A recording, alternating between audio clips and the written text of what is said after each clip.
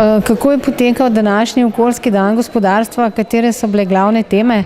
Ja, danes smo spregovorili o čistejšem okolju oziroma o čistejšem zraku. Se pravi, spregovorili smo o tem, kakšno je stanje onesnaženosti zraka in kakšne ukrepe je potrebno na tem področju urediti. Poleg same teme onesnaženost zraka smo pa spregovorili tudi o energetski učinkovitosti, ker je to v bistvu ukrep, ki posredno vpliva tudi na stanje zraka v Sloveniji.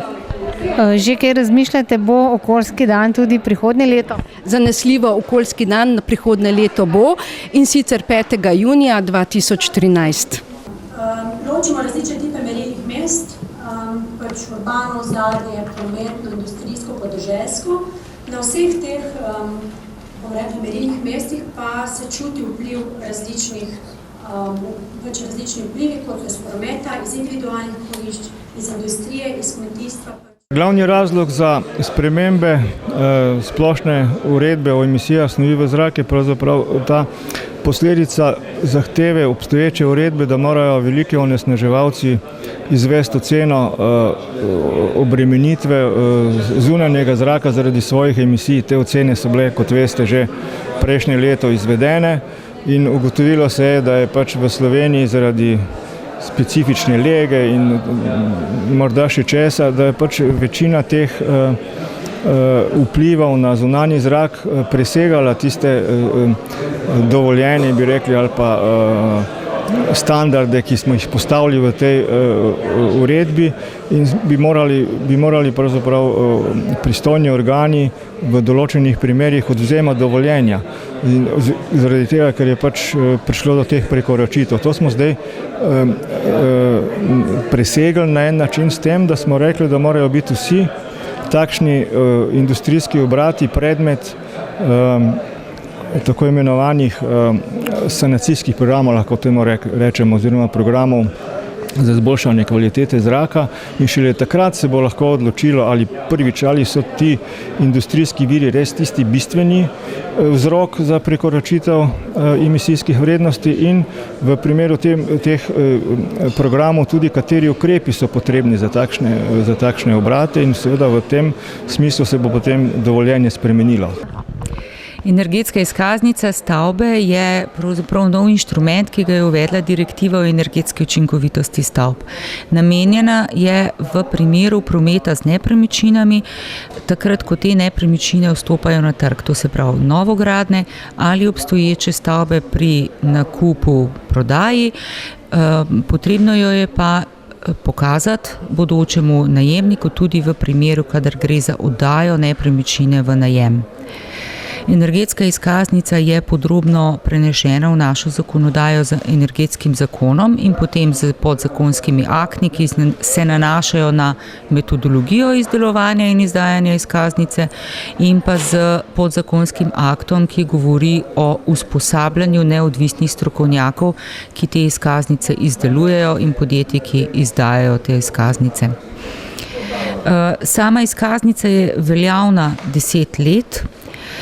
V primeru, seveda, če se bo lastnost stavbe izboljšala, če je investitor vložil v prenovo takšne stavbe, bo gotovo zainteresiran, da si bo pridobil novo izkaznico, ki bo odražala boljše stanje, ni pa zavezan k temu.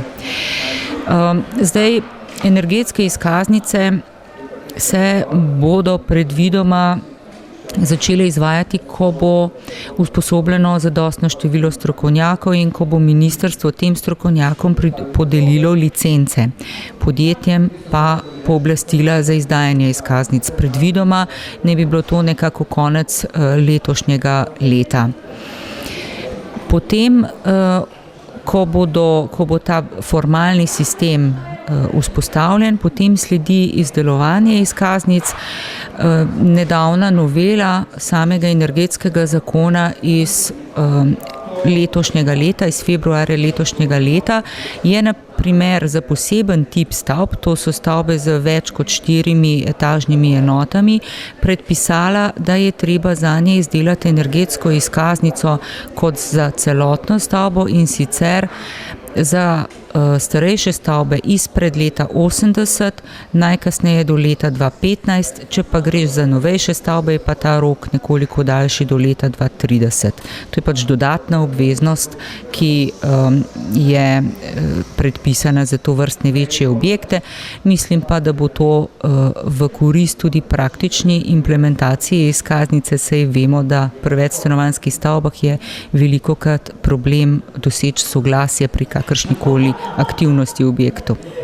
Gospodinjski aparati pravzaprav imajo zelo izrazito karakteristiko porabe električne energije in zato je njihova učinkovitost izjemno pomembna.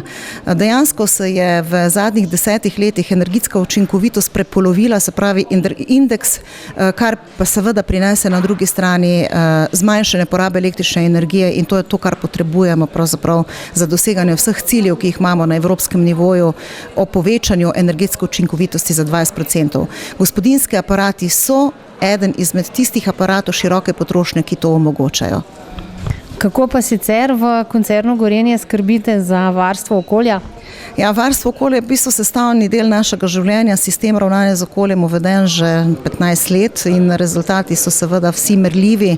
Predvsem moram reči, da imamo velik poudarek na zmanjševanju porabe energentov in na zmanjševanju nastajanja odpadkov. Kaj pa priporočate nam kot uporabnikom doma, na kaj moramo paziti? Ja, gospodinjski aparati in njihov vpliv na okolje je zelo povezan z načinom uporabe pri uporabniku doma. Zato se na naših spletnih straneh in na spletnih straneh CECED-a, se pravi Evropskega združenja proizvajalcev bele tehnike, najdete zelo koristna navodila v zvezi z namestitvijo aparatov in seveda tudi samo uporabo. Ko govorimo o pralnih strojih, je zelo pomembno, ali imamo aparat napolnjen z ustrezno težo perila ali peremo samo kilo perila pri polni porabi vode in tako naprej. Ali v hladilniškem sistemu, kolikokrat odpiramo vrata v hladilniku, stojimo in razmišljamo pri odprtih vratih, kaj potrebujemo in tako naprej. To je pravzaprav majhen delež, ampak v skupni letni porabi, naprimer porabe električne energije ali vode, pa kar precej pomemben za gospodinjstvo.